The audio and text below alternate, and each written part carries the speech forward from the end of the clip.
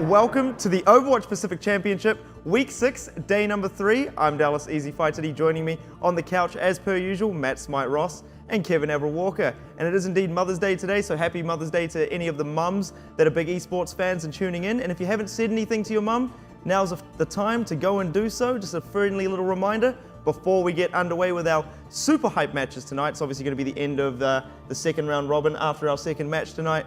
And then starting off the third round robin, it's a big one right there. But first up, it is going to be the might of those two Japanese teams duking it out, seeing if SunSister can get themselves off 0 wins here. But first up is going to be DeToNator.GOLD.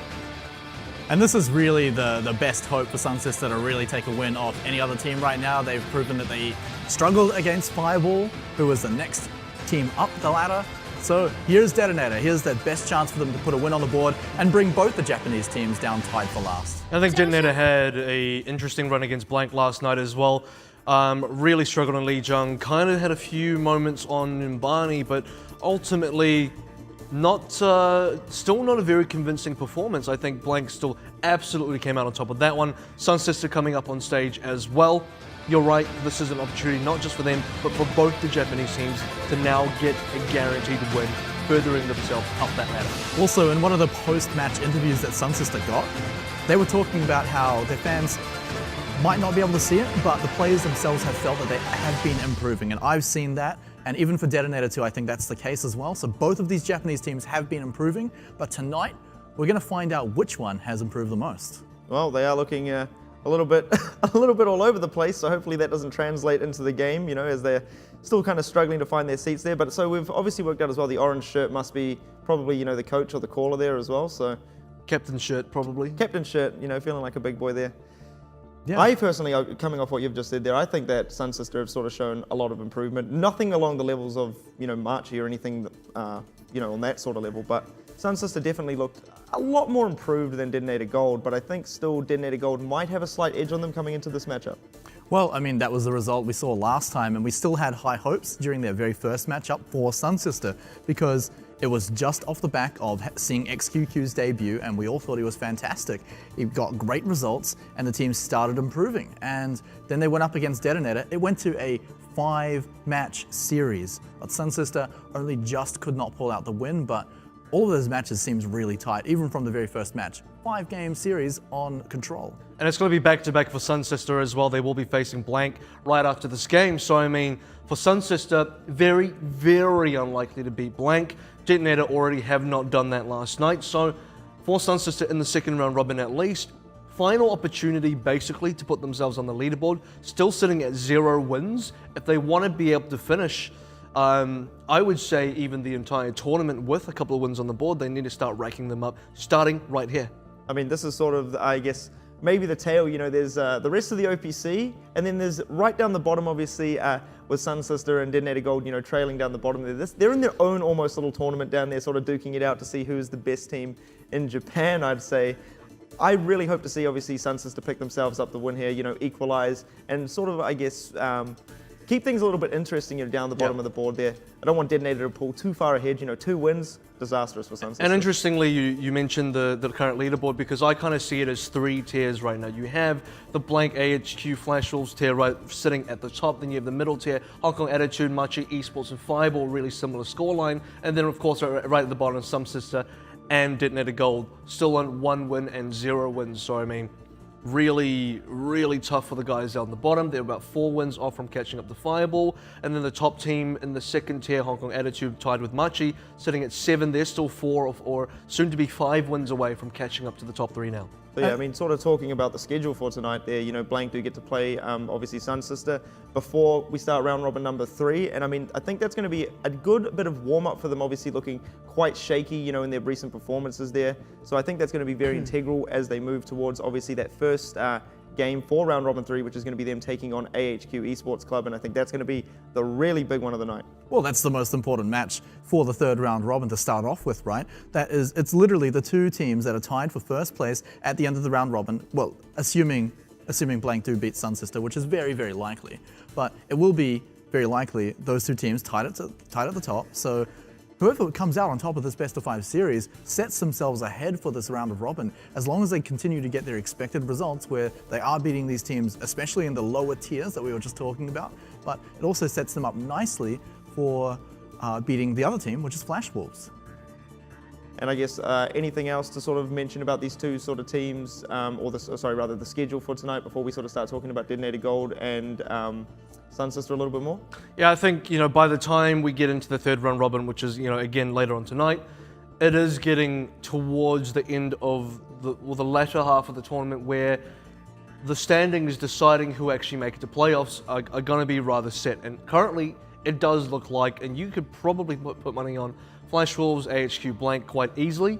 And for SunSister and DeToNator, I would say at this point, for them to try and get back into any shape to even try and break top 3 would be, and I don't want to say impossible, but so unlikely. I don't even think it's worth really giving them any sort of benefit of the doubt that they can actually make that anymore. They're at the stage where for them the goal is to break out of the bottom 2 and to actually make that middle of the section, at least bring themselves up to equal standing with the middle of the pack and join the rest of the tournament. And their hopes for making the top 3 probably not in the picture anymore. So let's pull the leaderboard up and have a look for anyone that's just wondering what we're on about at home there. So yeah, this is going to be the big one there. Obviously, Blank coming up against AHQ is the third matchup there tonight. Flash will still, with that game ahead, obviously Blank going to be having their one up against SunSister. Our final matchup of tonight that we didn't really talk about as well is going to be Marchi taking on Fireball, and still think Marchi looking really good. That's a rematch of yesterday, so they just faced off. Fireball, I think last night they had the home position, if I'm not mistaken, and Marchi had the away, so they will be flipping that around. Marchi already won that last night. We're going to go into a position where Marchi should actually still be very much favored. But going back up to the hyped up matchup of tonight, that's the very first one. Well, the very hyped up matchup that's still in the second round. Well, it's going to go the distance. Exactly. DeToNator versus SunSister. Last time we went to 5 matches. Here are the 2 teams here as well. We've seen them quite a lot before. This is going to be the matchup that really counts them coming into the third round of the round robin if they want to break out of the bottom 2. Yeah, and I think obviously we've talked about XQQ as well. I think a lot of this is going to be riding on him to sort of be that standout player. Just because I think, again, the rest of these players, they don't really play as such a cohesive unit as the rest of these teams that we've seen in the OPC. They sort of do rely on individual sort of star plays to sort of make things happen. Their plays are definitely not as cohesive. I'm stretching really far here by saying teams like AHQ, because obviously these guys are, as you mentioned yesterday, super clean team fights, super clean strategies. So I feel this is going to be a very messy matchup, but I feel both of these teams very evenly matched. Just while we got Saihate on the screen here, I feel like him in particular on the Soldier 76 has been pulling weight for his team so far on DeToNator.GOLD, and Yoshiharu as well. I'm going to let Smite talk about this guy. Well, I'm always a fan of big diva players, and usually you look at the top 3 teams, you think that's where they're going to be. Yoshiharu, I think, can compete with some of the ones at the top.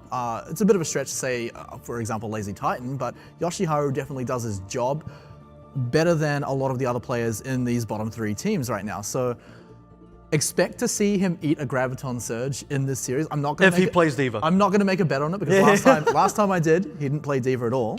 And of course, the superstar of the team, Anakin, the one, the only for DeToNator.GOLD. This is, if Saihate's been pulling weight, I mean, Anakin's, what's even more than pulling weight right now? I'm struggling to find. He's just holding the world on his shoulders. He's Atlas, and the whole world is just the DeToNator.GOLD globe is what he's holding up. Then of course, SunSister, who, ever since XQQ came in, has been a pretty massive improvement as well. And we've also got Mollis has been fantastic on Tracer so far, by the way. The other DPS, yeah, I've got to say I agree with that as well. Because a lot of people, they were focusing on XQQ in a lot of recent SunSister games.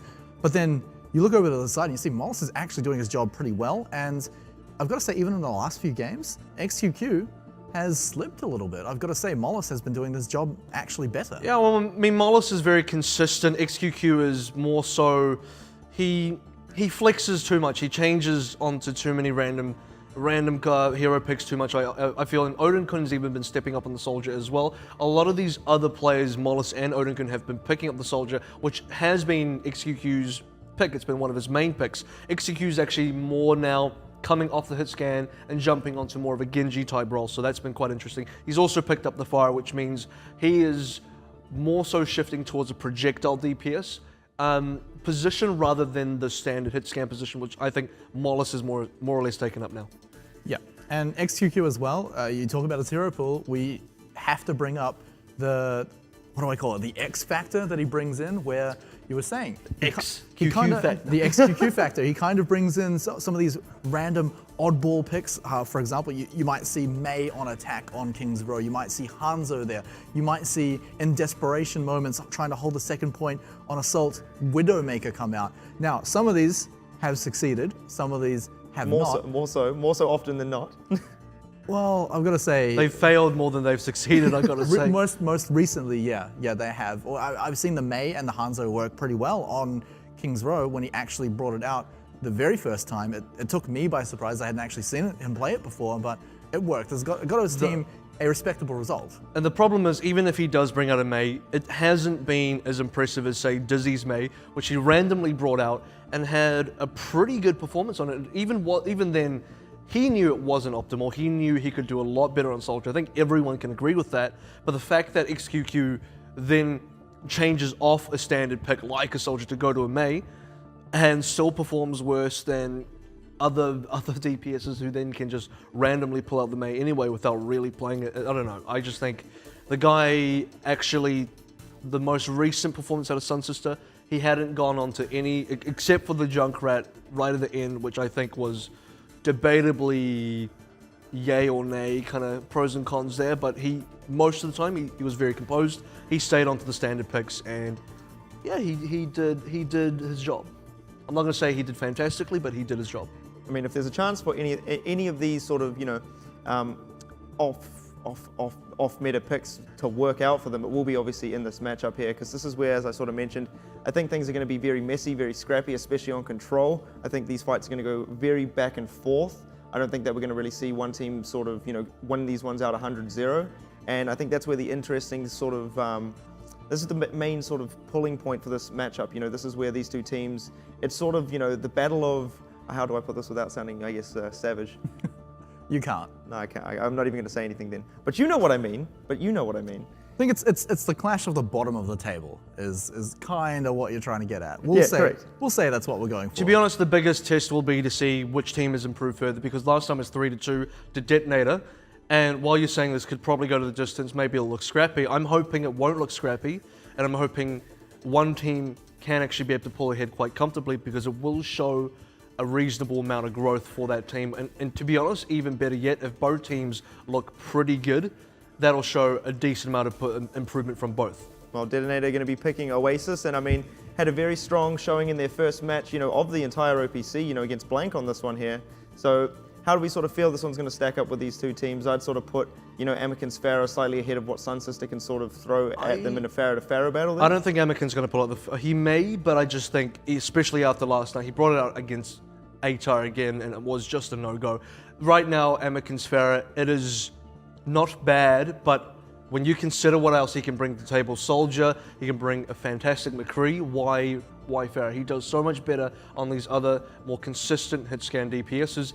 If DeToNator really want to pull out a win, I think he just sticks onto those. Another important thing to touch on that as well is that XQQ can play a fantastic Soldier or McCree, and that can definitely shut down Amiken's Soldier as well, shutting him out of the sky. Not necessarily a counter by any means, but just the dueling power and just a threat of you cannot be up in the air without cover, without hiding behind those sightlines constantly. And Oasis does allow you to do that, but another reason for him to not be on the Pharah, on top of what Averil's already said, is that XQQ is just going to shoot him down, unless he's playing Mei. But maybe we saw this last night with AHQ when Dizzy played the, I think Dizzy was on the Soldier on Li Zhang right at the start, and all he did was just zone them. He didn't even have to get the kill. He just shows that he's there, and he shows he's willing to shoot, the Pharah as he pushes in, and that's all they really need to do just to gain themselves that, that really aggressive position, and wouldn't even let, I believe it was Fireball across the bridge. Yeah, that sounds about right. That sounds about right. That sounds about right. But I do remember the matchup you're talking about. It was just specific to the map, I suppose, where you're just behind the bridge and you're trying to pop up over the wall so you can get shots on the Soldier, on everyone. But Dizzy being uncontested? I'm really expecting XQQ to pull out the Genji for a good, fair portion of all the maps on Oasis.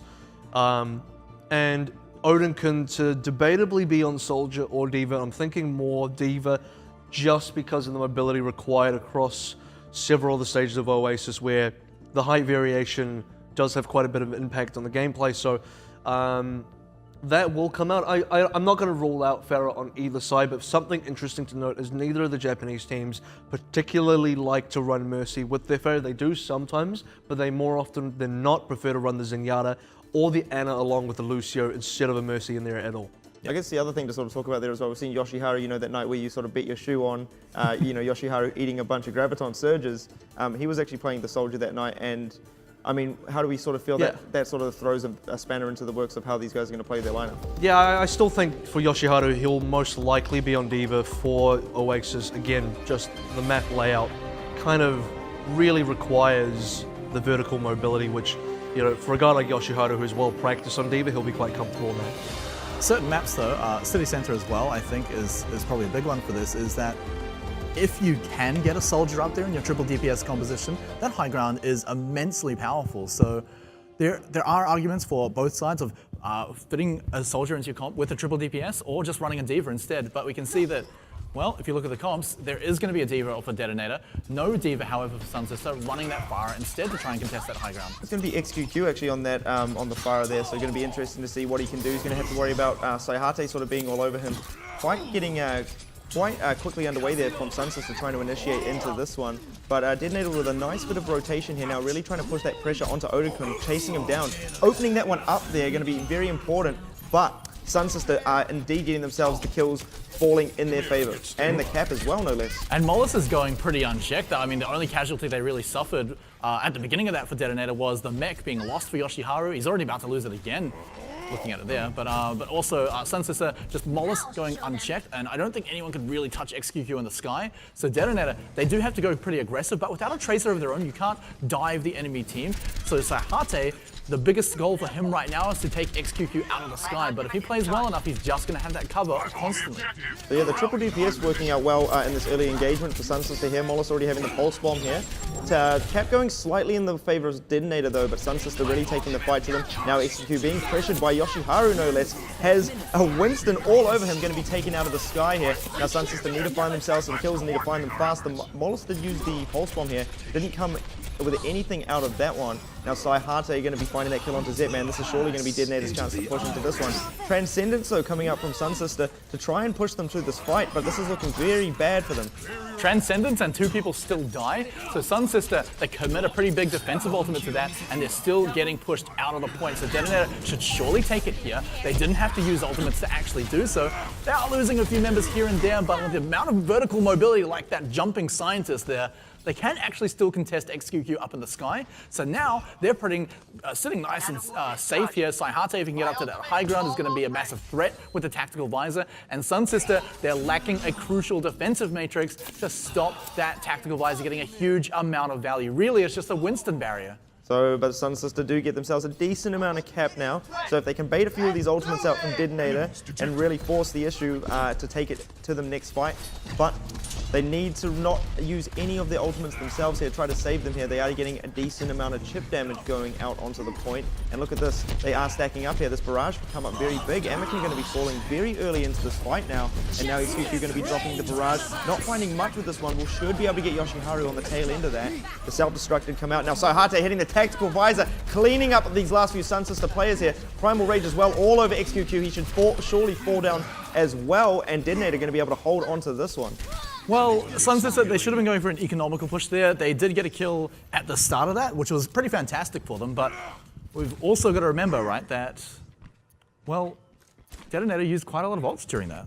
Well, there is a pause coming up really quickly here, so, I mean, that obviously that triple DPS working out really well in that first engagement between these two teams, but, you know, now DeToNator sort of have a read on it. They sort of know how to prioritize who they should be going for. Now they've really looks like they've got a hold on this match.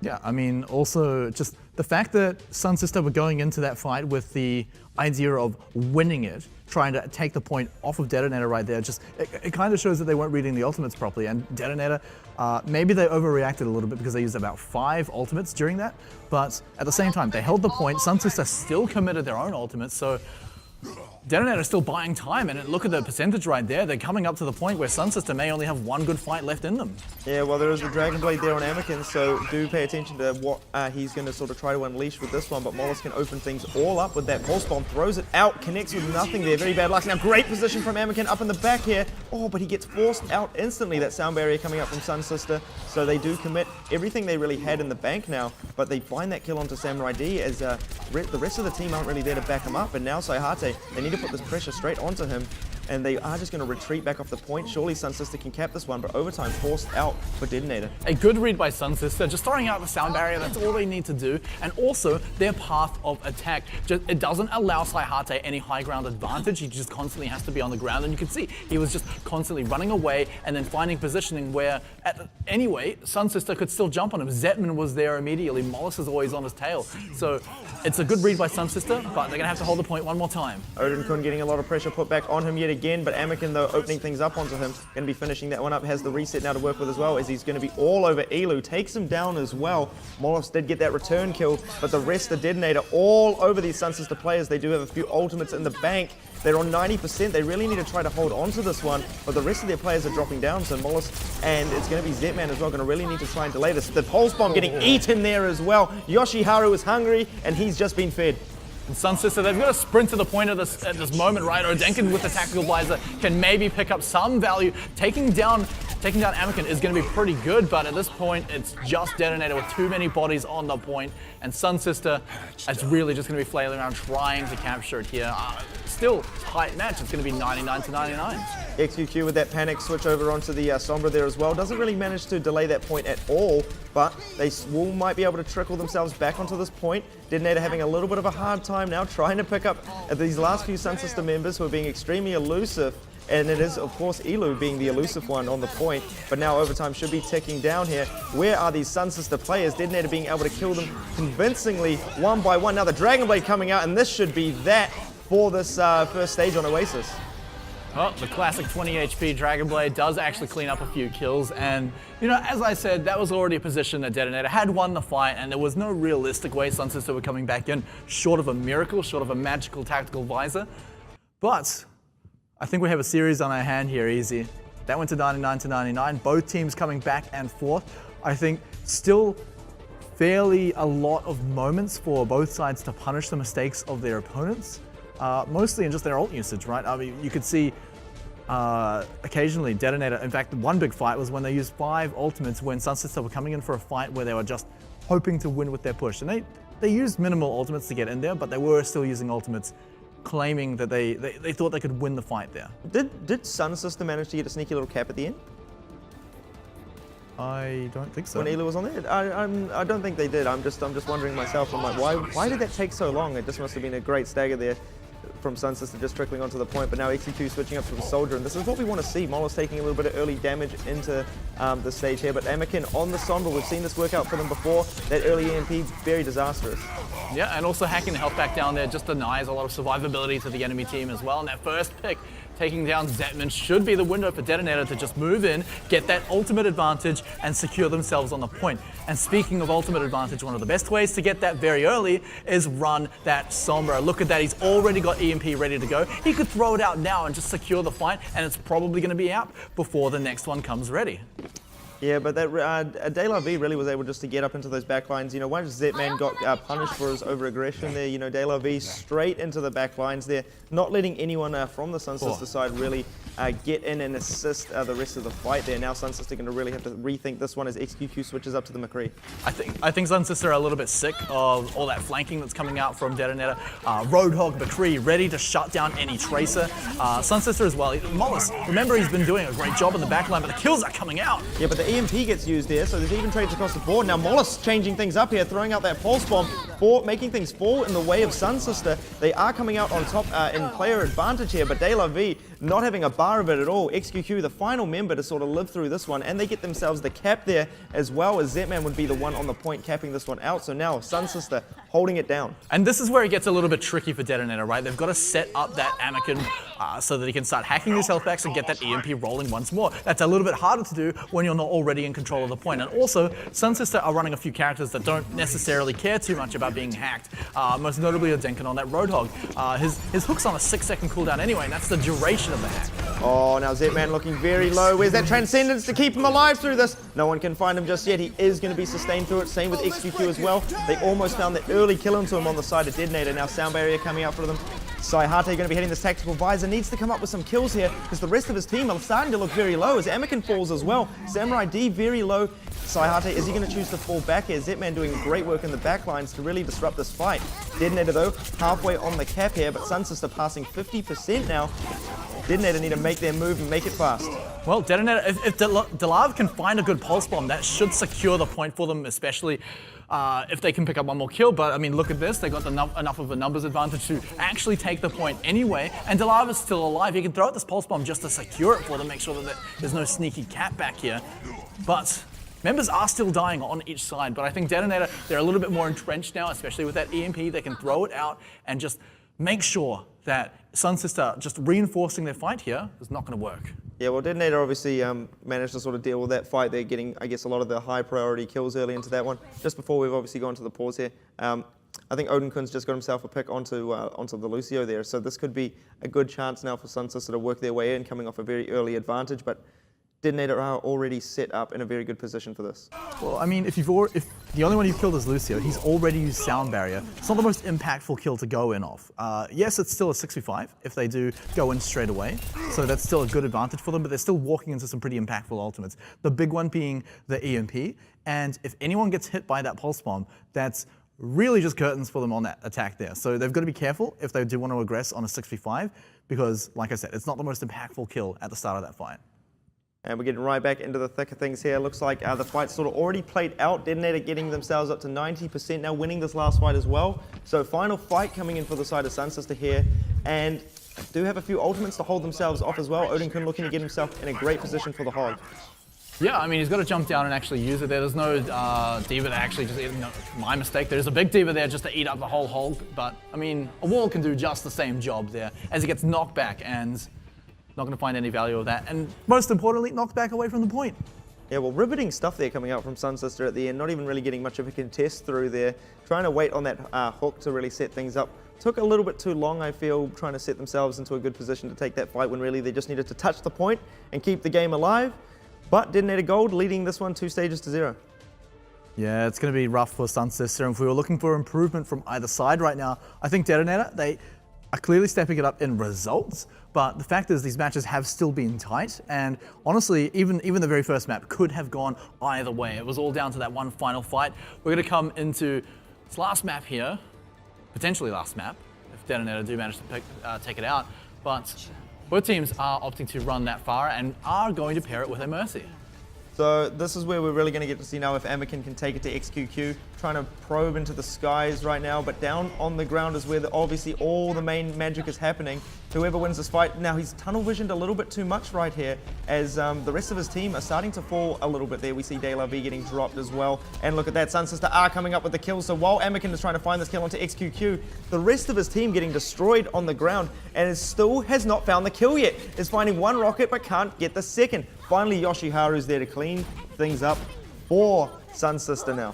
It feels like DeToNator did manage to win out the eventual fight on the ground, and, well, you're right, there was a lot of tunnel vision by both the firers up there, and even to a point the Mercies as well, going up there using the blue beam and just making sure their firers are safe, but eventually they both get taken out of the sky. The fact that there's a diva there as well for DeToNator just allows them to reinforce up there just to start coming up and blocking the missiles as well.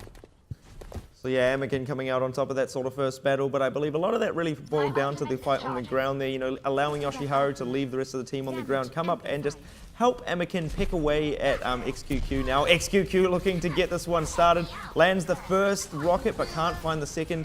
And again, a lot of focus has been put on these two firers up in the air, trying to duke it out. But the main fight, again, is just a scrap on the ground. These two teams brawling to see who can establish control of the ground. De La V getting that kill onto Elu. And the self-destruct coming through from Odinkun, going to open that up onto Samurai D. But DeToNator, though, finding kills across the board, wiping SunSister out. That being the only kill with the self-destruct, not really enough to set up a win for SunSister. So DeToNator They're still going to hold on to the point. They've still got that barrage. The res was actually used during that. No, it wasn't. It's coming up to the next fight. I mean, these fights up in the sky have just been so intent on focusing each other that it's been tough for both of the Mercies to actually get towards that res, and we're already at 60% of the point. DeToNator should get their one during this fight, though, so it's going to be utterly important that Dotolov has to survive during that. That is a risky barrage. Yeah, really a bit preemptive on that one, but it doesn't matter as they're going to have Saihade to clean up Zetman, already giving themselves that player advantage. And now XQQ, I don't think this is the smart play to get in here because the rest of the team looked like they were already falling back. As you can see, XQQ does retreat here. And look at the disjointed sort of teamwork coming through from SunSister. It doesn't really look like they know what each other are doing at this point. And then XQQ is going to pay with his life. Couple of middies landed there by Anakin, and that'll be see you later, mate. 90% for DeToNator. SunSister, this is going to be their last fight. SunSister are facing the impossible here, coming back in a desperation mode push because they've just lost XQQ. They've got their res, but can they use it more effectively than Dotolov? Well, at this point, a lot is going to be riding on that res because look at the ultimates there on the side of DeToNator. Now this is all going to be on XQQ. Needs to find this kill. Drops a barrage right into Anakin's face. That's the start they're looking for, but they need to find more than just one in this, as they already lose Elu on that Lucio as well now. This is not looking good for them as the rest of their team, the Primal Raging Samurai D, just knocking Odinkun around as well. Night Owl trying to escape with his life there as the self-destruct comes through from Odinkun. Now that sound barrier as well. This is going to be it for SunSister. They need to come up, but the players are falling down. There's absolutely nothing they can do, and surely this should be DeToNator holding on to this.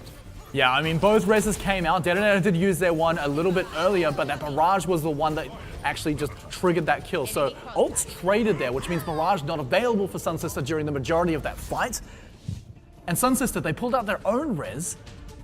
It got two members, you know, that's great, but one of them was a diva who has to spend a few seconds getting back into the mech. Is just a big ultimate charger right there. If anyone was close to their ults during that fight on DeToNator, they could just pummel into that diva getting into the mech very, very easily. Well, the home team, DeToNator, getting their first map here on Oasis, picking it up 3-0, looking quite convincing over SunSister. I mean, pretty good play of the game coming out from Mollis, but all in all, just looks, it looks when SunSister play, they just look completely, I guess, split apart when they come up against the likes of DeToNator. And I feel it's because they probably do spend a lot of time scrimming each other, maybe before this tournament as well. And DeToNator seem to maybe just have them worked out a little bit more than the way SunSister can sort of read what DeToNator are trying to throw at them. I think at the end of the day, as much praise as XQQ has received, currently, I don't think he's on Anakin's level. I think Anakin, in all respects, across all the different heroes. Don't forget, Anakin also has a Genji that he also brings out. From across the board, on everything both these two guys share in terms of hero pool, I think Anakin kind of comes out ahead on every single one. Even that last Pharah duel in the sky, and I'm not a big fan of Pharah duels in the sky. Essentially what it came down to is a 2v2 in the air and a 4v4 on the ground. And DeToNator, they won the 4v4 on the ground pretty handily the most of the times. We only caught a few glimpses of that, but you can see on the kill feed, you can see every time Anakin was able to take shots on the ground, it was DeToNator just able to pull out ahead. And as soon as XQQ went down and Anakin was able to then completely focus on the ground battle, there was no way DeToNator was losing that. Plus Yoshiharu also assisting Anakin a few times against XQQ in the sky. Yeah, it works the other way around as well, like you were just saying. Once they've cleaned up a little bit on the ground, turned it into a 4v2, even Yoshiharu can just fly up, start blocking, start damaging, and they can win the battle in the sky as well. Also, you know, touching more on Yoshiharu, I just feel like he did the diva job just a little bit more impactfully, right? He was always blocking the key ultimates. Just a bit hungrier. Just a bit hungrier, right? Feed me. I mean, we didn't see anything like a Graviton in because, well, there were no Zaryas, but there was a few barrages here and there eaten. But I think that, yeah, there was a pulse bomb. That was a big one. You called that one. But also just eating up a lot of general fire. And that's not something that we praise divas for quite a lot, but when you're blocking rockets, when you're blocking soldiers' damage, that's actually quite impactful for the majority of fights because not every fight is going to have those heroes using their ultimates. So this is something I talked about just before we got into that, you know, Anakin just being slightly ahead, maybe not in regards to the entire OPC, but, you know, his Pharah play is above and beyond what SunSister can sort of throw at it. Even if XQQ is on a different hero there, Anakin surely just showing that his Pharah is, you know, just that little bit of cut above, and I think the pharmacy, you know, did work out well for them on the third stage there. I think, well, how do you feel if XQQ was to sort of disregard Anakin up in the sky and maybe assist the ground battle for a little bit? Would that That's kind of what they both should do, though. To be honest, is they're both missing easily over 90% of their rockets on each other, and if those were rather placed on the ground while still maintaining some, you have some awareness of the fact that the other Pharaoh is going for you, as long as you can keep your distance somewhat while maintaining damage on the ground, the quicker you win one of those two fronts of battle, the quicker then your teammates can switch. And on the other hand, I think, you know, the fact that you may just need your teammates to help you out anyway. If Yoshiharu or even Sayate come and assist you from either the Tracer point of view or the Diva point of view, you can start to win one of those battles pretty easily. And also, like, let's think about the other option, right? Is actually pushing H and swapping some of these heroes out. That's not to say that, you know, the Pharahs and the Mercies were having no effect on the game at all, but the other option of dealing with a Pharmacy combo is just diving very hard on the force on the ground. I mean, if DeToNator were winning the fights on those 4v4s, can you imagine if SunSister had opted to go for just a full-on dive composition and just storm the forces on the ground? Yeah, you'd be being hit by the rockets from above, sure, but there's not a lot of peel, not a lot of protection that a Pharah can bring. There's concuss, that's it. And you've got to hit a really good one because it's got a big cooldown. Also, you have to remember that there's a general lack of healing for both teams. If a Mercy is constantly attached to a Pharah, that's not healing that's being given to the other four members. So one thing you can really leverage when that's the case is really sticking permanent damage onto the other members, which is why if you're more focused on the ground damage versus the air rockets, you may be able to very severely outdamage the other team due to the general lack of healing involved. Yeah, so I think we've really got to, I guess, give credit where it's due to the side of DeToNator, you know, being able to sort of come out on top of these ground engagements there. And I mean, a lot of it really comes down to, you know, Lucio obviously, you know, losing a little bit of healing now. That's where we should have, we really wanted to see, obviously, the Pharaohs, you know, throw a few rockets into the ground fights there, but I think we saw in a lot of those air battles, you know, not a single rocket was thrown at the ground until the other Pharaoh was taken out of the sky. You know, they weren't even going for the Mercy, they were actually just trying to go straight for that Pharaoh kill. It's kind of 50-50. They did go for Mercy half the time. I think they would prefer to go for the Mercy because a lot of the damage you deal to the other Pharaoh maybe I just couldn't tell. Consistently negated just straight away. I mean, it just gets healed right back up. Unless you hit multiple rockets in quick succession, you're not going to ever kill the other Pharaoh. You need to hit, so you hit the Pharah, you can miss one, and then after that you essentially have to hit another direct rocket. Otherwise, Mercy's healing per second has already brought the Pharah back up above the 120 health, and in most cases above 180 health, which is when you've got the blue beam as well, the damage boost is where that's a direct rocket hit. So generally, if you miss one or two rockets, then all your damage on the Pharah is completely negated. And even in the case against Mercy, it's quite similar as well. Unless you've got someone poking up at her from below to stop that out of combat regen, then you're almost always going to be wanting to go for Mercy most of the time, just so that you can actually just deny that out of combat healing regen, because no one else is healing her. Mercy's too high for Lucio to heal. So if you can just stop that regen, then you can take out Mercy a lot easier. So this is what I was sort of was going for, is that DeToNator, you know, on the ground, you know, the rest of the teammates there looking a little bit better, I guess, self-sustaining themselves through the fights there. But now SunSister picking themselves up King's Row. I still feel that, you know, I guess as a whole unit, you know, DeToNator just a little bit more polished. You know, you can sort of rely on the supports to keep themselves alive a little bit more.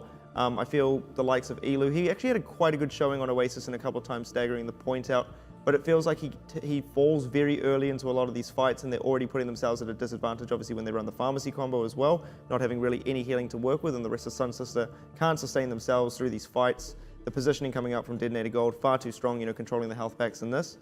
But on King's Row, you know, this is where we're going to get to see them, I guess, you know, on a little bit more of a structured bit of defense, structured bit of offense. They might be able to sort of show us something a little bit different here. Well, SunSister might, because XQQ plays some pretty ridiculous things on King's Row. Might also be the reason that they did pick it up. A lot of teams just pick it up because it's a pretty common map, everyone's pretty comfortable on it, but SunSister, they do throw some spanners into the works here. I don't think we'll see anything too special on their attack on the first point. Everything should be pretty standard unless XQQ does bring out a Hanzo, which is not unprecedented. It has happened, but it's really the Streets phase where he likes to bring out Mei, which is really quite an interesting pick there. but that's where we're going to see the surprises there, easy. SunSister, yeah, that's where surprises are coming from, but DeToNator, I think they're just going to play pretty stock standard.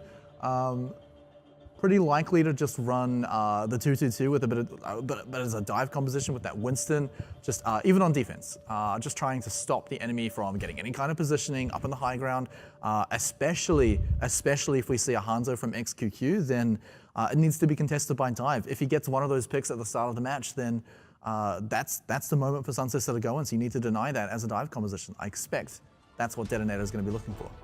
I haven't really seen either of these teams do a very good job at sort of getting their own soldier up into the high ground. You know, there's been contention coming out from, I guess, a lot of the Diva players. Yoshiharu doing, you know, quite a decent job in the last time I saw them play Kings Row. But I think that they still need to go off, you know, what we've sort of talked about, you know, really try to send more than just, you know, 1 or 2 players up there. They need to move the entire team as a unit, especially considering I feel, you know, some of these players on these teams are just a little bit weaker overall than, you know, some of these other sort of standout DPS players. But is going to be SunSister on the defense first. Yeah, and also in the way that I predicted for DeToNator, they are going to run that 2-2-2 dive with that Tracer Genji combo, XQQ on Genji as well. We said that that's going to be a big thing to look out for, but important to note, there's no soldier up in the window, so this is DeToNator just having to play a bit of the dive composition a little bit better, but they do have to position Saihate up somewhere where he can actually be safe. But remember, high ground, not always as safe as you think against dive. Well, Odin-kun and Zetman jumping right into things there, taking Saihate out of this fight, going to be pushing DeToNator slightly back, but when they find that return kill onto XQQ, that's already very good for them. They've got less room to work, they've got less room to run back into the fight, and there it is, going to be Anakin picking up another, DLRV finding the third, and now look at this, the rest of the DeToNator players looking to hunt down the remaining SunSister members, and this is great stuff for DeToNator. Their first attack just wiping the SunSister defense clean off the first point. Well, all right, see you later, first point. SunSister not quite able to get there. XQQ dying early definitely didn't help, and like you said, that early trade is definitely what sets it up, allows them to go aggressive. Now the question is going to be, how far do DeToNator push forward to deny positioning for SunSister? Pulse Bomb could be absolutely massive for this as well. Bringing along Samurai D, this is allowing you to get a big kill, but even crouching Winston's pretty loud. You can see the way Anakin is crouching along here, trying to not be heard, but he's going to have guests in his house. Oh, and 3 of them are just coming in uninvited right now. He is going to have to retreat right back to the streets to the rest of the DeToNator side, and now SunSister, good control of the high ground, but Anakin already looping back around for another flank, looking to open things up with the Pulse Bomb. But look at this big flank from SunSister themselves here, looking to get right behind it and sandwich in these DeToNator members. They need to pick themselves up a kill here as Mollis gets his Pulse Bomb ready to work. Throws it out, doesn't connect just in time as Yoshiharu takes Night Owl down. They do manage to find themselves that return kill. The sound barrier coming through from DeToNator to push on through this fight here, and kills coming up all around for them. The sleep dart they're going to be missing so slightly from Dodloff. Does have that nano boost to work with as well, but this should be an easy fight for DeToNator to finish up. Wow, and that was definitely one that SunSister wanted to come in and win. Mollis, even with the Pulse Bomb, not finding a kill, and DeToNator clear on through, only using a sound barrier, and I believe also a Primal Rage too, so they can come into this third checkpoint looking pretty happy, but it will be contested as SunSister are waiting. But look who else is waiting. DeToNator, they've got a few members just waiting to pounce on any last-second defenders. Yeah, and Anakin will again have that Pulse Bomb ready to rumble with. Self-destruct coming thrown out there. Nice bubble there to be blocking off a lot of that one from the team there. Now the nano boost onto Saihate as he hits the attack visor with this here. Doesn't really come up with enough from that as SunSister members are finding players with XQQ's Dragon Blade now. And this is great. They might be able to hold this just before checkpoint number 2. And indeed, they're getting the frags that they need. And this will be them able to stabilize off the back of this defense being successful. And this is SunSister shutting down the key ultimates for DeToNator as well. We saw a nano visor come out onto Saihate. And then Odenkin, in very Yoshiharu fashion, was immediately up in his face, just nom-nom-nomming all of those bullets, making sure he wasn't getting any damage down. And Saihate had to turn tail and run. Couldn't do any damage and eventually got taken down. And also, we've got to talk about XQQ getting a lot of value out of those kills. So simply just a few ults and they're ready to go. But here's gets things cracking right now. Odin-kun just throwing that up onto DLRV's head there, and now SunSister looking to make these few members of DeToNator that are hanging around the streets pay with their lives right into the inner room here as well, looking to finish off these last few players here as they're getting themselves caught out and they will be able to buy themselves a lot of time as these kills are quite staggered off the back of the initial kills coming out. If they're pushing this far forward, though, SunSister have to be careful. We've actually seen players sneak in behind on Tracer and cap that payload. It is still reasonably close, and this is still something that can happen. With how far forward SunSister are right now, they have to keep an eye on Anakin, and they have to keep an eye on the payload, and have to be able to get there back in time to stop that happening. I mean, this is what's so confusing about watching these two teams face off here. You think DeToNator, rolling with such momentum, ultimate advantage in their favor, and now SunSister have had a complete 180 swing right back into their favor. And now the Dragon Blade coming through from XQQ, wiping 3, looking for 4 right now, takes the mech out of this one, and it's going to be Yoshiharu taken down as well, and that's going to be huge. XQQ just cleaning up DeToNator as they can't even get ready for a next piece of offense now, making a lot of distance backwards. DeToNator all pack into a nice tight corridor, and XQQ says yes, please, comes in and just the easiest Dragon Blade multi-kill you'll ever see. So great value out of that one ultimate, buying additional time on the street space as well. And the payload has actually pushed back a reasonable amount all the way to that next corner. But DeToNator, they've been saving up their ultimate. Saihate close to that tactical visor, but with Dodolov dead, there's no one to nano boost him, and no one to nano boost a dead body either. But there is a nano boost on XQQ, looking to do a decent amount of damage, not even needing the Dragon Blade up with this. Anakin did throw his pulse bomb out in that last fight as well, so a little bit wasteful coming up from the side of DeToNator. There's also the Primal Rage as well, I think, was also used here. So DeToNator looking a little bit sloppy here on the streets phase. Great first attack, obviously, on checkpoint number 1. Now, really just throwing things out and wasting them. Anakin, though, going to be switching up to the Hog, Samurai D to the Reinhardt, so looking to play that sort of pick-based lineup now. I got a little bit worried as well because Saihate swapped to the Sombra and then to the Pharah, and now he's back onto Tracer. So it's definitely different. Also reset any ult charge that he did have. Luckily it's pulse bomb, so not the biggest impactful one, but DeToNator can march onto the point with a shield composition and pick off any cheeky traces with Anakin's Hog. Love this from SunSister, really taking the fight straight to DeToNator, not even letting them get set up, dropping the sound barrier now, and then nothing DeToNator can do right here. XQQ with another Dragon Blade there, just taking Anakin out of the fight, not even letting him land a hook into this one, and right into the spawn as well. That's going to be great stuff, because now they're going to have to wait for the mech to cool itself down as well. Yoshiharu wondering what to do here. Well, DeToNator, they've got 25 seconds and a nano boost, which to their credit is more ultimates than SunSister do have because they committed quite a lot in that last final defense. But with the role swaps here so far, DeToNator, they reset a lot of their momentum. They've got to come in. They didn't have time for an eco push. So now they've got to go in with the nano boost, likely on a Reinhardt of all people, and just hope that he's in range for that hammer. Well, 10 seconds left is going to be the last fight there. Night Owl already getting things cracking. That's going to be the nano boost coming through onto Samurai D. Can't find too much impact with this hammer here. Did pick himself up here, but now he's going to be stuck in this room by himself here. Self-destruct coming out. Can it find anything? Yes, it can. Yoshiharu taken out of this one. Oh, no! Yoshiharu! A triple kill! Big boom coming in from this. This is going to be DeToNator's chance now to keep themselves going through. Anakin on the Sombra quickly makes it back into the fight, and they manage to take Odinkun down now as well. SunSister might not be able to stabilize their defense. What did we just see? The DeToNator were on their last breath right there, but a triple kill sets them back into this. They're in overtime. SunSister, maybe they can sprint back to the point and contest in the last second here. A nano boost, is this enough? Oh, huge. XQQ going to be taking De La V out of this one. Coming in to try with the saving grace. Gets enough for the Dragon Blade. What can he do though? Hits a tank, hits an Anakin as well. See you later, mate. Looking for a third here onto Samurai D, but Saihate going to be able to stop this one in its tracks here, picking himself up a double, and it is indeed going to be DeToNator getting themselves checkpoint number 2. What can they do on the third though? Only a minute 20 left to work with. Are you freaking kidding me here? DeToNator, well, they're sticking Anakin onto that Sombra. He's halfway to EMP, so I suppose they're just looking to get one there. Just trying to get some momentum off this first cap onto the checkpoint here.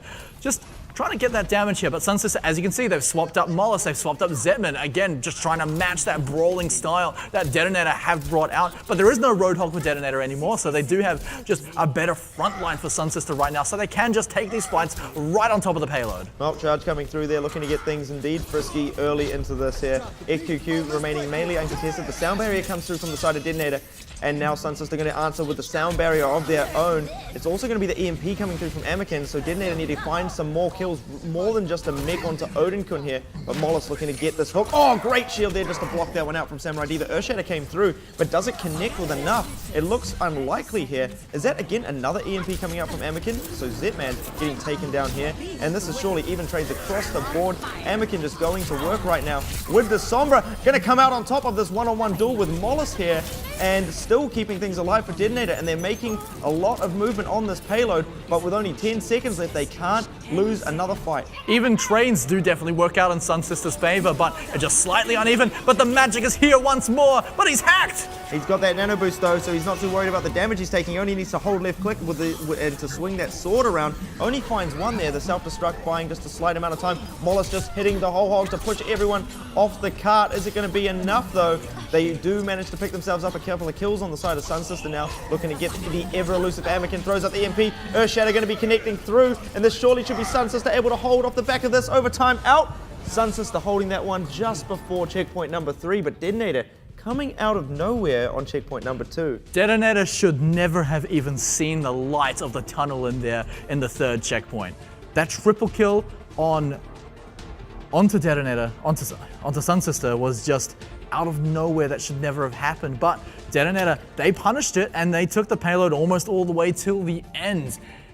And they had so much time. So much of their time was spent on that streets phase. So very, very huge amount of credit over to SunSister for holding it there for that long. And also, we've got to talk about how quickly that first point was captured. So with overtime, or, you know, the minimal amount of time in 3rd checkpoint, and a minimal amount of time, in a good way, spent on the 1st checkpoint, so much of that round was actually defined by street space. The big man Yoshiharu, the owners of DeToNator.GOLD, better be getting their checkbook out after this one. He needs a pay rise, almost well, I would actually say single-handedly dropping the bomb onto SunSister there, keeping their hopes alive in the streets phase, obviously. So, I mean, if DeToNator do come out with a... oh, XQQ not looking too chuffed with that one. You've got to be kind of scratching your head at that point, right? Because, like I said, a triple kill at that point in the game where there are corners, there are rooms for you to hide. It's just being caught out of position, and sometimes, yeah, it happens. But look at the result, right? They were just before the 3rd checkpoint, but before that self-destruct, they were just before the 2nd checkpoint. Well, gonna be now DeToNator's chance to defend, see if they can throw up the wall in front of SunSister. Gonna be Zetman. Oh no, they're not actually gonna do it, obviously. They're just probing for an early pick there. I was thinking, oh my god, they're gonna do the Widowmaker attack. Let's go. But Zetman obviously switching over to his ever popular Winston. I would not put it past XQQ to stay on that Hanzo. We've seen it happen before, but well, he's going to play more standard. I definitely agree with this, as Genji did do a lot of work on the defense before. There's no reason to swap it out. This is a very different composition that DeToNator are running. They'll just want to deny any kind of positioning for SunSister, specifically for where Saihate is. They cannot let him be contested at all. They do have the defensive power. Yoshiharu can get up there to help him out, but he's going to be the only guy. No one else can climb up that wall, except maybe Dalal. Being the absolute thorn on their side as he attacks from the side flank there. And look at this. SunSister do have themselves some decent positioning. They have managed to push DeToNator back off the point, and they are getting a little bit of cap time. DeToNator need to make a move though and take this fight right into SunSister when they get that opening. But where is Odinkun up on the soldier? He's here now being pressured off ever so being able to get himself positioned as XQQ leads the charge into the high ground, taking Yoshiharu's mech out, taking Yoshiharu out of the fight here, but now DeToNator going to be answering back. Saihate controlling the high ground for himself, and now Anakin on that Zarya going to be charged up, looking to push the rest of SunSister out of the front gate. Here's the question though, in the next fight, do they nano boost onto Anakin, charge him up so that he can get Graviton nice and early and secure not just another fight, but the ultimate charge for the rest of his team? Coming up to the high ground here though, Saihate says that this is my place, I'm on the defending team. Have you not pushed tab in the last few seconds? And keeps his high ground positioning. But next fight, watch out for that nano boost that may go onto Anakin. I mean, that's great though now, because obviously that delays the fight again for a few seconds while Odinkun is sent back to spawn and has to sort of rethink his actions there. Transcendence to get things started. The nano boost coming on to XQQ. Needs to get the sword up, needs to land something. Still on 99% now. Here comes the Dragon Blade coming through right onto Dodolov up in the back line. They've forced a lot of DeToNator back up into the streets there. Does quite a bit of damage there splashing onto a couple of those players. The fight, again, is a little bit messy. It's going to need to be Saihate finding this kill, but he can't. His XQQ's all up in his grill here, and SunSister finding all the frags they need to push themselves onto checkpoint number 1. Let's see how they do on the streets phase. Yeah, surely this is just a cap here. DeToNator going to back off and try and get positioning. SunSister didn't win that in one single swoop, so DeToNator can actually get up here and contest their high ground, actually get some positioning, and especially with that pick onto Odekin, expect to see them sprint right up to the gate. Oh, but DoToNator getting a little bit too frisky up in the front lines, but they do get enough kills to really allow them to set up the front line now. And this is going to be great stuff for DeToNator. What actually happened there from SunSister? The flankers a little bit too far ahead and weren't in the fight with the rest of the team. So in the order of the next fights, I'd like to see DeToNator use the Nano Visor combo just to win the fight nice and cleanly, and then they've got Earth Shadow to follow it up with, which means Saihate will be able to just charge his ult up straight off of that. And then you go into, very likely, a Graviton Surge. They've got a good cycle of ults here to go through. They just need to use it, especially with the fact that they are well ahead in ults. They can afford to throw them out during these fights. Well, Odenkirk still being forced onto the low ground now. There's oh, that big Earth Shatter coming through now. That's going to definitely get the party started for DeToNator. Just cleaning now the rest of these SunSister members without having that front line set up for them there. Huge stuff now coming in from DeToNator, but they need to fall back. They don't want to overextend them too much. And indeed, calculated play moving back. Very clean team fight win there. One Earth Shatter, that's all you need. And while it didn't buy out any ultimates coming up from SunSister, they are swapping up their composition, so they are setting themselves back. But they do have either a Nano Visor or a Nano Blade combo. They can pick and choose. But DeToNator have the same thing. They can just go for the Visor combo as well and just win another fight. Well, XQQ probably a lot riding on his Dragon Blade into this next one, trying to open things up so Odenkirk can have the room to work with for that tactical visor. And indeed, it's going to be the Nano Boost coming into XQQ right up into the back lines, right on top of the support. Again, still hasn't found that kill there as the rest of his team are falling over. XQQ finally finds DoToNator up in the back lines, but now he's got no teammates to assist him. Yoshiharu all over that one, and Saihate not even needing to use the tactical visor here, wiping out Odenkirk, his soldier counterpart, and DeToNator stabilizing very well, just holding this choke point, not letting anyone through. When you go for a Nano Blade combo like that and it doesn't work, I was going to say it sets you pretty far behind, but it also motivates you enough to bring out your specialized Mei, bringing out the XQQ special here, that X Factor we were talking about before. Let's see if it's going to be enough to push the payload forward.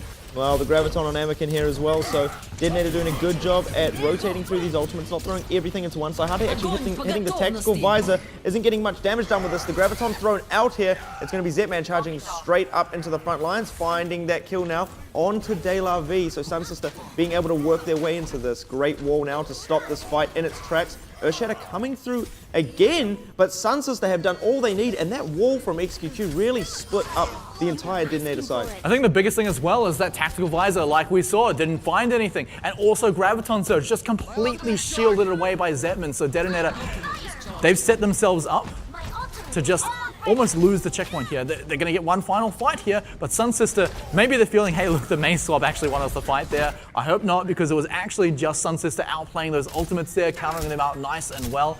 But now they're coming in with a pretty hefty lack of damage. And there it is again. The wall splitting this fight apart. Samurai D surely should be getting picked up here. The Earthshatter coming through, but doesn't do all that much, but it will be enough, as look at that. SunSister all over this one, on to just before checkpoint number 2. Mollis going to be fully charged up through the Graviton Surge out as well, and the Blizzard. So a lot of ultimates there for SunSister, but they kept themselves the checkpoint. Yep. Now XQQ switching it up surely. Blizzard just thrown in for good measure, because like we can see, he is going to swap off the mate to who knows. It's going to be McCree. That's all right. I can go with that. Because, as I was saying before, Mei being the only damage dealer on a triple tank lineup, you don't get a lot done unless Reinhardt can get up close and personal. So now swapping onto McCree, it really shuts down any kind of flanking at all. But luckily for DeToNator, they're not running anything like that. Self-destruct getting things started here. Doesn't connect with anything up the back from Yoshiharu. Not this He's nano time. boosted. Samurai D, though, not getting any damage done with that. Might have just been to keep him alive through it, but it doesn't look like a lot of damage was landing on him either. But XQQ's McCree's down, so a lot of the damage there for the side of SunSister was falling, while the rest of the team are getting wiped out here as well. That soundbar area coming through to push DeToNator on forwards into this fight. And look how aggressive they're getting when they win themselves a fight. Well, there's a Graviton. You've got to get aggressive onto that, and as well, pushing them back to the spawn is really all you can hope for here. Just taking positioning around that payload, making sure you're buying yourself as much time as possible. Remember, they don't even have to get it to the end of the third checkpoint, just before it. And SunSister, well, they're definitely going to go for that. What have they got to go with, though? A nano boost onto who, though? Zetman? Oh, great sleep dart there to allow that Earth Shatter to go right on through. That is the sound barrier, though, coming up from Elu, going to be helping keep that SunSister side alive. And I mean, very good work there. They actually baited out, obviously, the Earth Shatter there. Kills coming up one apiece, but Saihate still holding on to that tactical visor. Going to be that self-destruct thrown up into the back lines. Now the counter self-destruct. Is this one going to come up with any kills? Not at all. And that Graviton still being held by Mollis here. So watch out for this. This is going to be the icing on the cake now for SunSister, rolling off this momentum. The thing that they need to keep in mind is that DeToNator going to have Saihate running out of the spawn with his tactical visor, and Dodolov's nano boost as well. So they need to keep their eyes open for that. Adenka needs to be on the mark, but he's lost his mech. They're not going to have anything to shut this down. Saihate is going to go huge here. Oh, but is that a flashbang or a sleep dart? Really unsure about that one. He is still going to be able to go to town. SunSister really should have been able to make him pay with that. But instead, he comes out with all the kills now. Night Owl got nobody to protect him here as well. XQQ still just trying to find a couple of frags there, but only one onto Samurai D. It's looking disastrous. And DeToNator almost, I'm going to say, swindle this one out from underneath SunSister. Yeah, I mean, SunSister, I hate to use the word, but legitimately got it to the third checkpoint, whereas DeToNator, on their push, it felt like there was no hope of them getting it that far unless they got that triple kill with the self-destruct. I'm not going to say it was unfair because, of course, you know, all's fair in Overwatch and war, I suppose, but they did pick it up in the end, and, well, SunSister... Oh, this is pretty couldn't good. push it that far. Yeah, this is where everyone just stacks up and he says, yes, please. I'd love a huge amount of kills and play the game, please. Please upload to Reddit. Please upload to Reddit. But yeah, I mean, I wasn't sitting there going, well, if they get a big triple kill with the self-destruct, they're going to be able to push this one all the way on to checkpoint number 3. I didn't really see so much coming out off the back of that, but I mean, it was enough to sort of keep them into the game there. And I think, and again, I'm going to probably just say it there, you know, you saw the look of on XQQ's face at the end of that, you know, kind of looking a little bit disheartened, you know, letting DeToNator get so far. So maybe SunSister, you know, had a little bit of miscommunication on that final sort of fights there, and are a little bit surprised themselves how they all managed to get hit by the self-destruct. I think that look on his face might just get repeated again after that, because I think SunSister would feel slightly robbed. I mean, I think overall they looked more comfortable on King's Row. They had generally more success, but right at the end failed to just push it on, to just get the final little push to just cap it out. Credit to where credit's due for DeToNator, though. They were able to find an opening and they capitalized on it. They were able to push on through during a time when I thought they were going to get held up on Streets phase, which, to be honest, SunSister did a fantastic job of making sure they were defending the Streets phase properly, but just didn't really work out that way. And I think both teams have a bit of a habit of not really closing it out. And for SunSister in particular here, where they were ahead in King's Row, where they should have probably won, they couldn't complete the game, and they couldn't take the win out. I think that should have been a map for SunSister. And let's not forget as well, I mean, we can talk about their fantastic defense on the Streets phase, where a triple kill from D.Va did just let it slip away from their fingers. They also lost the first point pretty much immediately, like about as fast as you could. And so that just gave DeToNator enough time to find a miracle like that. So yes, they defended on Streets phase for a very, very long time, but they also gave up that first point almost immediately. And I think that is also a pretty big mistake for SunSister right there. Well, not a mistake, but it was something that was punished by DeToNator because, well, I mean, look what happened when they got it to overtime. But I mean, at the same time, though, you know, SunSister's offense, you know, on the first checkpoint, looks like DeToNator still have a lot to work on in regards to, you know, how to position themselves onto the point there. They really let SunSister just bully them off the first point. Their fight when they tried to sort of re-engage was just not clean enough. They really didn't have a good, I guess, you know, target prioritization. They were really just sort of all over the place. You know, they let the soldier get up on their high ground, then they have to answer it back. You know, so it's a very messy sort of first fight, you know, engagement there. But I think this is the sort of the tale between these two teams. You know, it's back, it's forth. You know, SunSister have the advantage, then DeToNator sweep the rug from under their feet, and then it's vice versa. And it's so hard to sort of tell between these two teams, you know. Even if one team looks like they're ahead and, you know, all signs point to, we've got this victory, we're looking good here. You still don't actually know. Yeah, Still that's the can't thing. tell. We said this as well. They're just, neither team looks particularly clean. They don't look like they particularly have set up situations with the goal in mind that they've executed properly. It just ends up being kind of miraculous moments here and there, and really relying on certain players to pull something really big out of a hat and just sort of carry the weight of the team in a sort of sense. And it's why a lot of these surprising moments kind of happen, because it is not expected. It's not like, here's a setup play and here's the expected result. It's like, wow, where did that triple kill come out of? It just happened. That happens to both teams consistently. On another note as well, a lot of the progress during King's Row, apart from DeToNator's attack on the first point, I'm going to say that was pretty fantastic. A lot of their progress, apart from that, was just built off capitalizing on mistakes by the enemy team. DeToNator, I mean, biggest one would be letting 3 people die to a self-destruct. That's where they got a lot of progress from. But then you look at SunSister as well. They were held up at the archway on Street Space for quite a long time. There was quite a few fights going on there. And then suddenly there's just misuse of the ultimates coming out from DeToNator on the defense. A Graviton that doesn't get anything and is just completely shielded. Saihate's off running somewhere in the background with a tactical visor that's not finding anything.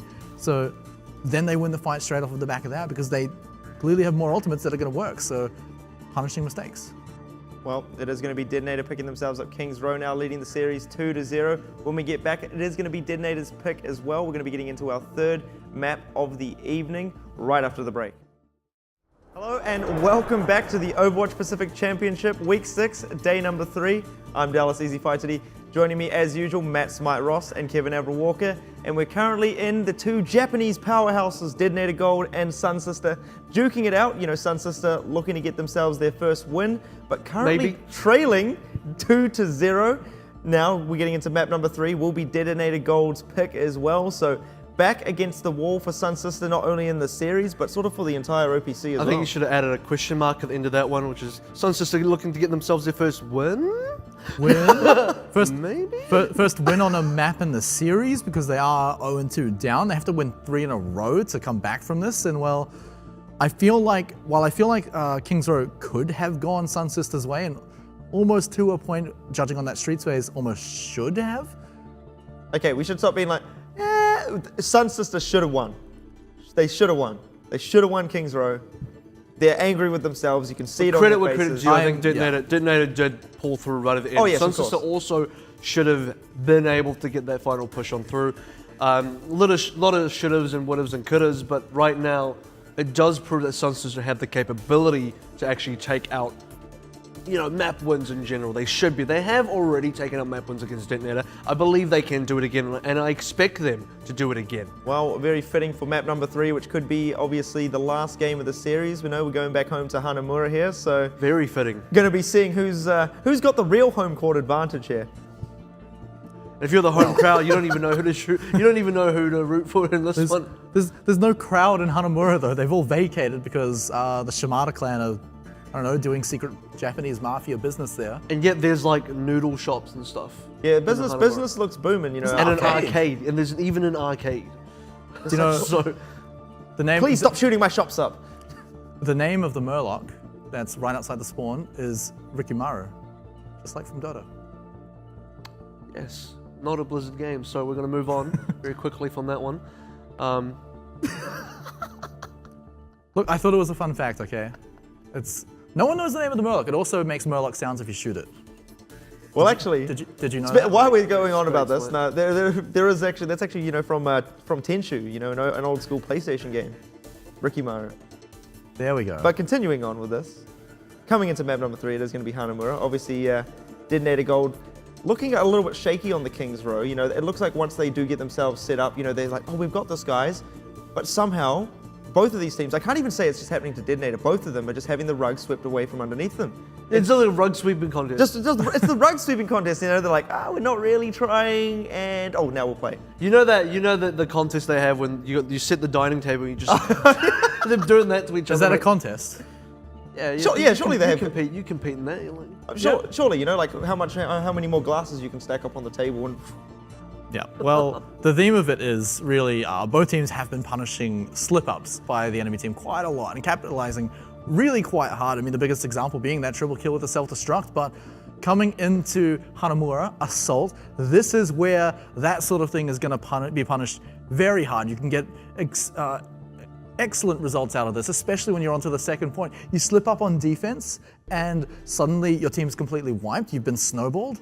Then you lose the whole point immediately and you're looking at a 5-minute time bank for the enemy team when we go into the next round. So slip-ups cannot be tolerated. But more importantly, if they do happen, the other team has to capitalize on them. They have to punish them. I mean, these two teams here, I feel we're going to see a big sort of snowball offense here. I'm not expecting a 5-minute cap out from either team. I'm expecting perhaps a good first cap, but both teams will struggle to secure the second cap. And the reason for that is it takes a lot of coordination, it takes a lot of setup and planning for a team to successfully get it in one go. And I don't think from watching either of these teams they have what it takes to unless one of the defending teams makes a lot of mistakes, like some serious level mistakes, I don't think either team really has it to be able to successfully plan and execute an attack that would be able to get them through in one go. See, I want to be the cheeky one here. Obviously, I've already started doing it, but I think that there's the counterpoint to that is that, there might be such a bit of a mess on their first point defense that, they might be able to kill half the other teams trying to retreat back to point 2. They clean them up, straight snowball themselves through. Like I said, big mistakes from the defense. That's what I'm saying. It has happened once in the tournament so far, and I think it was with one of the Japanese teams, but I think that was against someone like Blank or Flash Wolves, so bit of a different story here. But as we come into Hanamura, we've got to say the other side of the coin is, as Avril was just saying, if you make a mistake on your offense, it's also punished quite hard. I mean, not to the point of fully losing the point when you're on defense, but it just buys the defending team just so much more time if they can just capitalize on your slip up. You lose one player and then you don't retreat properly, or you start ulting into a losing fight. That is almost worse because you just lose so much more time because you have to set them up again. Wow, we're going to get to see a little bit of the XQQ Widowmaker though. I like this, but what is this right here? Very early aggression coming out, and I'm absolutely surprised right now. They're taking it right to XQQ, not letting him get any kind of space at all. But actually going to be Anakin falling here. So this is what I'm talking about. This is absolute madness to start things off. Speaking of mistakes, this is one that needs to be punished. You've now got 5 guys defending on the point. SunSister can just simply storm on in, and who's going to contest XQQ? Nobody, as XQQ picks these shots up. The Larv getting sent back to spawn, and there it is. SunSister charging their way onto the first cap, surely picking this one up quickly, but the rest of DeToNator are going to be able to set up XQQ, surely. the spawn room is the other way, buddy. He's going to stick onto that Widowmaker onto the next point, and well... Oh, Anakin is not having a bar of it for a second time, getting a little bit of revenge. Getting a little bit of revenge, but it's a little bit too late as now they're sitting at the second point with just under 7 minutes for SunSister to take out this next point. And well, XQQ did get a lot of damage for that. And the thing about Widowmaker when you're on Assault, you've capped the first point, is that if she does most of the damage, a lot of that ult charge goes towards Infrasight. Not the biggest swinger of team fights, not the best way to just completely clear a point. So XQQ, if he wants to have an impact going into the second point, does need to actually find those kills that he did earlier on, but a lot of that I feel was just over-positioning, mistakes punished by SunSister. He's going to have a hard time trying to get impact in this one, as Anakin already has the Dragon Blade up after doing a very decent amount of damage, but they do have the Infrasight to sort of watch him and see where he's going to be setting up. It's going to be it's going to be Samurai D jumping straight in as Anakin hits the Dragon Blade and dies right there. So this is going to be a great shot coming in from XQQ. Now looking to be able to sit up on this high ground and really just pop shots into the side of DeToNator and keep this point very much in control of SunSister, and indeed they're getting themselves those necessary kills. The nano boost coming through onto Saihate to try and push DeToNator through and find the kills, but great self-destruct going to be picking Yoshiharu up. Well, I was going to say that SunSister were playing really slowly, looking to bait out the ultimates, but now they're starting to use their own and they are cleaning up with them. Yeah, that Dragon Blade coming through from Mollis doing a great job. They're getting themselves a little bit of cap time. But indeed, surely DeToNator can get themselves back out and contest this. That self-destruct thrown out a little bit willy-nilly there. Not going to Easy. find too much as he throws it up onto the high ground. And now SunSister still finding themselves so many kills in this engagement. On all, DeToNator have managed to pick themselves up as a mech, but they have done a great job at contesting, not giving up too much of this cap to DeToNator at all. And SunSister actually going to go for the retreat as they lose a couple of members. Easy. I thought we were out of surprises. I thought XQQ had nothing else up his sleeve, but he picked up a Bastion into that. And the idea behind that, I suppose, because he's clearly going to swap because he was just dying on purpose there, was to just get a bit of a surprise factor in there. Oh, he's not swapping. Okay, so here's my expert analysis. Surely what their plan is, right, is to do exactly what they just did: sit XQQ up onto the high ground and just mow down DeToNator as they try to trickle out onto the point. But it's like, okay, there we go. There we go. I think his team had a talk with him because he's now swapped over onto the Roadhog. This is a bit of a janky team composition here, but the Roadhog is going to be able to just secure some kills pretty easily. They know that they are behind in ultimates, but this is a bit of an all-in situation here where they need to go in, pick those hooks up, get those kills, and then just win without even thinking about ultimates, right? I mean, yeah, ults are going to come into play, but the ultimate economy shouldn't matter if you just kill the guys that have the ultimates on the enemy team. Oh, now DeToNator really trying to take the fight up to SunSister on the high ground. The Dragon Blade coming up for Anakin again. Surely he can have more success, but great sleep dart to stop this one in its tracks. Huge now. This is surely got to be SunSister looking to set themselves up again. I bet XQQ's telling his team, you surely should have listened to me. You surely should want me on that Bastion right now. Going to force the sound barrier out for DeToNator and the tactical visor as well. If SunSister can play around this, XQQ keeping himself alive, but they do lose Night Owl in the process. And now it's going to be Saihate and the rest of the DeToNator squad being able to clean up these last few SunSister members. SunSister looked like they had things going well there, but DeToNator answer back with some of their ultimates. Hey, Winston. What is that? I don't know. I think he's just getting a bit of a view there. Ghost of Winston's past. Okay, so SunSister, they didn't use a ton of ults during that, and also credit to Odinkin blocking out a lot of Saihate's tactical visor that didn't get a single kill during it. So now SunSister, they're going to get their dividends paid out here because they can go into another fight with the Nanoblade combo with not a huge response for DeToNator. There's no sound barrier to keep everyone alive. The best hope for Dotoloff is to sleep dart onto Mollis, make sure that he doesn't get any value out of this Dragon Blade, but also Anakin. It's got a Dragon Blade, no Nano Boost to go with it, but it can still definitely find kills. Well, he's already right up behind Zipman. Going to force out the sound barrier. Now the double Dragon Blade. Who is the better Genji right here? Anakin picking the first kill up. That's going to be a good start for DeToNator. Saihate is going to find the support of Night Owl on top of that one. He actually threw out the Nano Boost in this engagement as well. Mollis though picking himself up here. Going to be Anakin slicing in and dicing Mollis with just his melee attack here. So forcing the rest of SunSister back out of the front gates here. And they're looking to get this staggered kill into XQQ. That's going to be huge. Let's even think about a world where that worked for SunSister. They threw out every big ultimate that they had at the start of that fight. Even if they started just cleaning up a fight there, the cap would start coming out, but it would get to about 60% where DeToNator would be able to come back in. And then they'd be able to respond. And SunSister would say, well, we're out of ultimates, so I guess we can't win this fight. So even if they had won that, but they didn't. They didn't even get 1/3 of the point, and that was a big commitment. And let's not forget, they had 7 minutes to cap the second point here, and they haven't even got 1/3 yet. Yeah, and they've done a decent job as well, sort of securing this high ground, but they're not putting enough pressure onto that lower balcony there, and they're really letting, the likes of Anakin and Samurai D consistently re-engage onto them, and now this is exactly what's happening again. Samurai D right up in the front there, has that nano boost as well. Will be able to charge up his ultimate very quickly from this one. On top of this, Zetman down on the ground here, doesn't have much support just yet. Now the SunSister members looking to get into this one. Someone is going to be inside Hate's sights as he drops that tactical visor, picking up Night Owl yet again. It's going to be Zetman picking himself up a little consolation kill in this engagement, but really doesn't matter as DeToNator still holding this defense down on checkpoint number 2. DeToNator with a very efficient team fight win there, just simply a tactical visor to stay in this. And with 1 minute to go, we can definitely expect SunSister to have one more fight left in them. We would talk about how much setup is needed.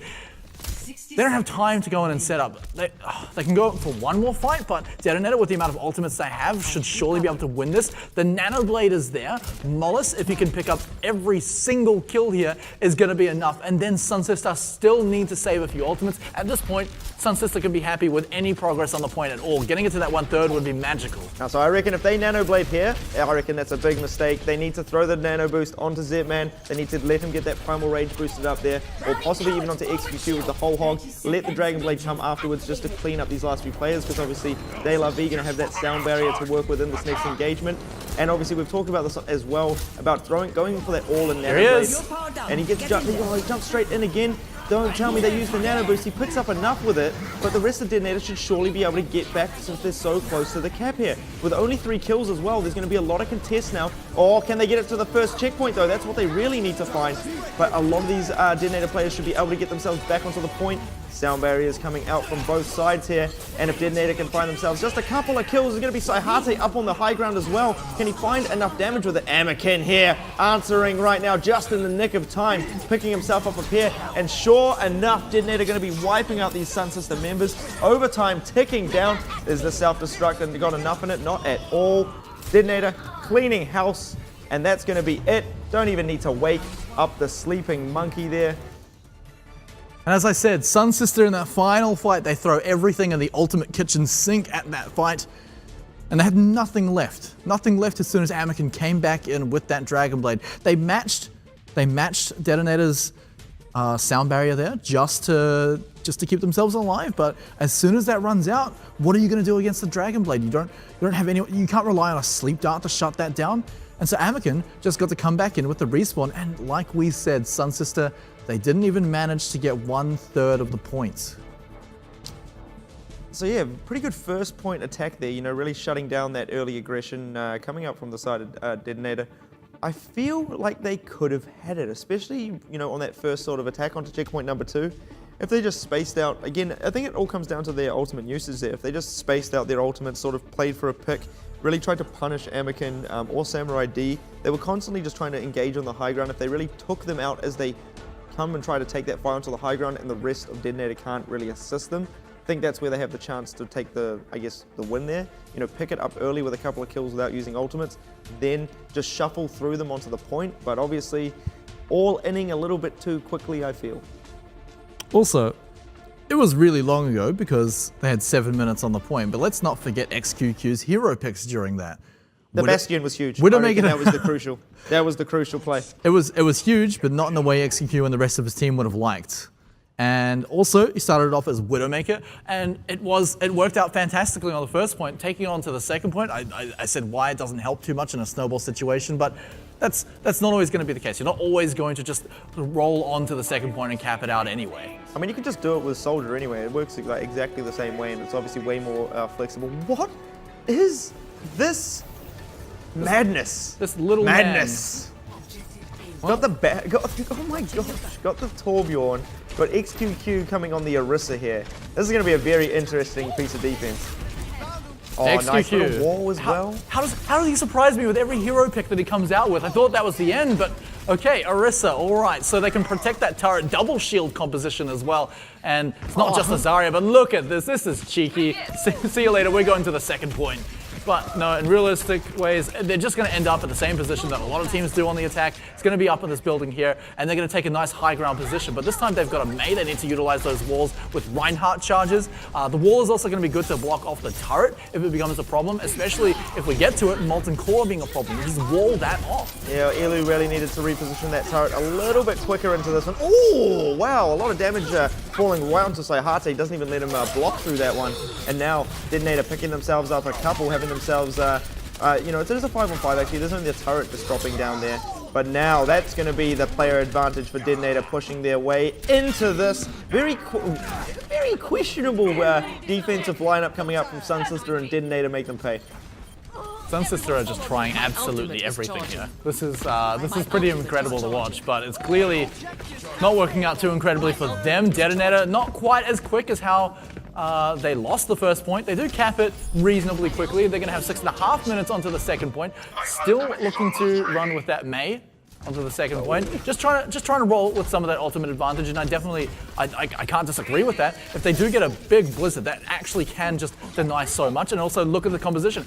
They're betting that SunSister are going to run that Orisa still. There's nothing that Orisa can do to deal with a blizzard. Oh, huge from Mollis there, picking a double up. This is surely now SunSister's chance to stabilize off the back of that, cleaning these last few DeToNator players up. Mollis now good control of the high ground. We'll be able to take these pop shots out the window. I'm still confused. It looks like XQQ are going to be sticking with the Orisa, so Not even a Torbjorn to protect this time. I don't even know what to say. Okay. So I mean, all right. The ability Halt, the mini Graviton Surge is going to be able to pull them off the high ground, which is going to be pretty useful. Also, that barrier protects that stairwell quite decently, and with the lowered cooldown as well. Don't forget, we are on a newer patch, I believe, where the cooldown on that shield is actually quite lower. So he can just constantly throw these down. Oh, Nano Boost and the attack visor now coming through from SunSister, but DeToNator going to be able to play very defensively around this one, and will they be able to punish Mollis for getting a bit too far forward without having the rest of SunSister to protect him, but Mollis escapes with his life. Earthshatter comes through, connects with many of these DeToNator players. That is absolutely huge from Zepman, the big man here, and that's going to hold this defense down yet again. All right, well, we're coming up to the supercharger fight. I haven't seen one of those in the OPC at all, so we'll see how effective it's going to be. How XQQ is going to utilize it is going to be pretty important, because Mollis is usually going to be pretty far away from where Zetman and especially XQQ are going to be. He has to get into a position where he can drop the supercharger and it can still reach him. Now, it does have a pretty long range, so he can get to it, but Mollis is very generally going to have to be pretty vulnerable, either from long shots or dive. But DeToNator, well, taking a page out of SunSister's book here, they're going to run the Sombra. Well, they've set themselves up in a pretty decent position here, trying to just bait something out, it looks like. No, they do give their positions away. This is surely where they can make Zetman pay for getting a little bit aggressive on his jump in, but no, they will indeed fall back and just wait. Rethink about this next attack that's about to go underway. Anakin's Sombra getting close to that EMP for the next fight as well. And that's the big one, right? If they can go into a grab with the EMP, that's enough to just win a team fight cleanly enough to get, remember, just 1/3 of that point. Transcendence is there, and especially it's being used now. This could be punished by DeToNator later on in the fight. Yeah, Transcendence coming through there, but that's going to be enough for SunSister to start this fight off. Don't even need to use any other ultimates around the back of this one. So pretty decent work there to sort of win that fight with just a Transcendence to push DeToNator back off that outer platform. Well, that kill at the end is going to buy them a little bit more time, but I can see SunSister, well, they use Transcendence during that. DeToNator are pretty happy with that. They say, well, who cares that we lost that last fight? Because now we have, short of a Dragon Strike as well, a pretty big combo to go into this. There's going to be no shields. There's going to be everyone grouped together. It's going to be very, very easy for them to just pick them up here. Even Sayahate, you throw one Helix Rocket into that grab surge, that's going to be huge. But here's going to be the EMP, maybe? No, just a hack. Well, tries to throw it out, doesn't actually connect with it. So nothing really found off that one. Now they're going to be looking for, obviously, the stack up coming out for the side of SunSister. But look at that, Anakin taken down already. You just need to retreat if you're putting so much on, obviously, this EMP coming up. But look at this, indeed, they're just going to be pushing up to the high ground. The self-destruct coming through there just to buy a little bit more time. Surely not finding a kill with that. And I mean, DeToNator just probing, trying to find themselves a hole in the SunSister defense right now. I think what's happening though is SunSister have recognized what's going on, and they say, Zarya and Sombra, let's not stack together. Let's not get hit by this massive combo, and we'll be completely fine. Oh, but just thrown out willy-nilly, doesn't get eaten just yet, and there comes the EMP on top. There is going to be the Nano Boost now coming onto Mollis, sent off the edge. Great kill there from Samurai D. That's a good opener that they were looking for. Still going to be holding onto the supercharger though. What can XQ do? He's got that kill onto Samurai D. Going to be getting forced out by Delav here, getting that kill on top of him as well. But can the lone Orisa really get things done here? Going to be dropping the supercharger and the attack visor now from Mollis to finish off a few more of these. Probably a little bit over easy there, but they do manage to clean it up, and that was really DeToNator's best hope. They are going to stick to the Sombra. No, just kidding. They're going to swap over to the Pharah, to the Tracer. Who knows what's coming out right now? But they know that they can't go for that combo once more because look at how long it took. Look at how long it took to set up. They've only got 1.5 minutes to go. They need to find these early picks, early kills. But well, SunSister are ready to go for surprises as well. XQQ is swapped off of Orisa over onto the Widowmaker, just to keep everyone on their toes. Well, that could almost be a absolutely massive throw if they do manage to take XQQ out of this early into the fight, I feel. Transcendence now coming in from Elu. They've done this before. XQQ switching up to the ever-faithful Bastion. Going to be throwing this one out as we're coming into just over 1 minute left here. Is he going to switch back? That's the real question. No, but he's not even needed in the fight there. SunSister really getting a lot of work done, being even one man down into that match. And again, SunSister stabilizing off the back of this. And is it going to be another switch up? I can't even tell at this point. Who knows? I'm pretty sure, we were saying this last week, but XQQ, every time he dies, it's like he's playing Mystery Heroes, has to play something else. He doesn't even have to die this time, and it's Hanzo. Look at him, he's going to swap, What is he up to? I mean, he's keeping us guessing. Okay, he goes with a somewhat safe McCree. You know, triple ultimate set up there on the SunSister as well. 30 seconds left.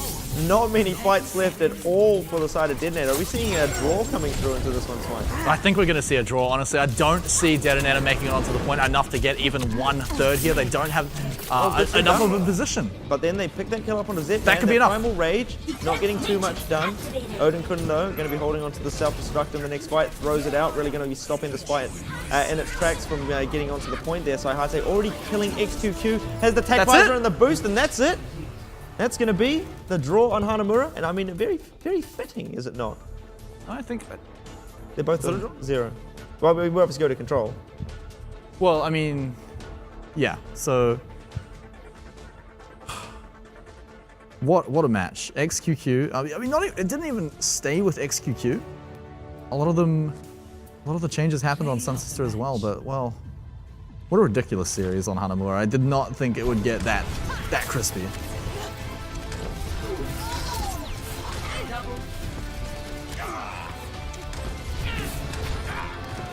Oh, we must have missed that one on the spectator. Just going around punching. Well, very fitting finish, I feel, on Hanamura. You know, both the Japanese teams not being able to cap out point number 2. Did DeToNator not win that? Yeah, that's thought what they I wanted to both bring on out. 0. No, DeToNator capped out. I was pretty sure DeToNator capped out, but I didn't Really? wanna, Oh, why didn't you call me out for being wrong there? because I didn't want to be wrong. I just thought they both got nothing there. No, yep, DeToNator won. Yep, DeToNator. Well, that's that's it. also the end of the They get series. to take their handshake, I was like, oh, sweet, we get to go back to another messy control. collect your handshake, pass go, you know, next round robin, let's do it. Yeah, well, DeToNator, I mean, I know we still have They did win- blank SunSister. I know. Yeah. I know, but Yeah. for DeToNator, they get to go to the next round. Oh yeah, they're like, oh, we're done now, 'Cause they're boys. done. We're They're done. done. We're done. Picking themselves up their second win of the OPC. I didn't even see them do I it. mean- They did it in such ridiculous fashion, I didn't even see This it. time it was a 3-0, so last time 3-2, this time 3-0. DeToNator, the team that I would have to agree, you guys probably have mentioned already, are the team that have improved more. Also, XQQ spent like most of the second cap on 0 ultimate charge, because you know the guy just, every time you swap, I saw it, it's like Bastion comes out, sits on like 25%, bam, straight back down to 0, and it's just like, you're never going to get an ultimate like this. Like, you're just not going to get it. did he ult at all during that fight? Yeah, he used the supercharger once and then didn't get it after that at all. And on top of that, Mollis played the soldier, right? He went for a total overkill commit on the attack visor against like 2 members. Yeah, And the last 2 members are gonna really die. Like, you know, super die. Overkill, as it were. But yeah, I think one of them even got away, but at that point it didn't really matter because the fight had already been won. You know that. it was, the crazy thing is, it was totally possible for it to be a draw, because I think, you know, it had... Well, I mean, I was up until, I think we had- drawed. Yeah, it was so convincingly possible it was a draw that you thought it was actually a draw. And the thing is, XQQ could have probably, had he been on a hero and had another ultimate at the end, could have been the difference. Had Tac Visor been saved by Mollis at the end, could have made the difference also. Those rosters there for SunSister that we're going to see. You need like a full 6 more just for what XQQ exactly. played. Like you could just see six heroes for XQQ. What I mean, we could even counter, right? There's Bastion, Widowmaker, Orisa, McCree, Hanzo. Hanzo was just 1 shot, then changed Yeah, away. yeah. That was hilarious. I'm stretching so that we actually get 6, but So what? No, it's funny that he'll change just to get a 1 shot and then switch. Just like, yep, that's all I need to do on Hanzo. Completed my mission on Hanzo. Well, because that's why I thought that it was a draw, that he was just having a bit of a troll in the back room, you know what I mean? Like, I was like, well, why is he... but he I do- did swap to McCree. And I do want to compliment DeToNator on a little bit of creativity. The opening gambit with Mei was actually pretty good. It's debatably unnecessary because teams like AHQ and Flash Wolves essentially do the same thing without a Mei. But, you know, they used the Mei, cool, got past the first section, Ice Walled themselves over again. and ended up in the same place they would have been where most other teams would have been, which is kind of a different way to go about it. But what was really interesting was specifically playing around the turret was when they got on the point and they walled off the main entrance, they completely blocked off the turret and they locked one of the SunSister members in with them that they could immediately kill straight away. So that part of the May play was actually pretty good. Yeah, and them going over the other wall as well stops the turret as well when they try to walk around from building to building. That's the if other they thing go as across well. the bridge, right, the turret will still see them. If they were to take the high The ground bridge or the underground as well. Yeah, either one. Because also, we've got to remember that XQQ was on Orisa, whether that's an interesting pick or not. There's a Reinhardt there too. It's going to be very difficult for you to ever break through those shields to realistically poke down that turret. And, well, they did have a Reinhardt of their own, actually. They probably could have just walked along one of those paths and that turret damage is not going to be very significant at all. So I think the only difference that they really got out of that May to take that path was essentially the wall at the main choke point to secure their entrance into the building and make sure no one followed them. That was it. Well, plus the fact that they locked someone in with them to get them a kill. Well, yeah. Because that alone, if it was just to block it off, then cool, you bought like a few extra seconds. And also when they do... But the kill is important because that puts them ahead advantage-wise to then get the cap itself. I'm talking about on their pathway into the building. They when they were actually on the point, that wall to block off the turret, lock someone else with them, that was fantastic. That's what the May was actually there for. So when they come in, where the bell was, obviously, the front doorway, the turret's there, they just put the wall double there doors. and just run in. Yeah. And so obviously block half the fight out as well. Now, on the other hand, DeToNator did something totally crazy on their first defense, which SunSister were very rightfully so punished and got a quick cap on. In fact, one of the quickest caps I've seen on Hanamura, all OPC. And I've seen some fast Hanamura caps, but that was something else. That was because DeToNator just gave them free kills like so quick. It was just a little bit strange. I mean, even if you do pick up a kill there with a bit of cheese, it sets you a little bit ahead for ultimate charge and buys you about 12 seconds, but then you've got to get out of that situation. And it's not worth it. Well, it's not worth it because look what happened. Mostly because you can't actually get the further kills, and I'm not. I do rate of the 12 players we saw. Do you feel Anakin deserves player of the game? I think he's just straight up the best player of the 12 players in that entire match. In terms of individual impact, I don't know, play of the game. Yeah, in terms of raw skill. In terms of your raw skill, no. Well, I think that to be honest, Anakin pulled a lot of weight. Oh, true. And Yoshiharu had good moments individually, but if it were possible to bring up overall damage stats and all that, like contribution to fights, I think Anakin's name would be right plastered all over it. So he got 4 gold medals and he was I the was best about on to the say, team. it all comes down to who gets the most gold medals, right? Well, they are DeToNator.GOLD, so yeah.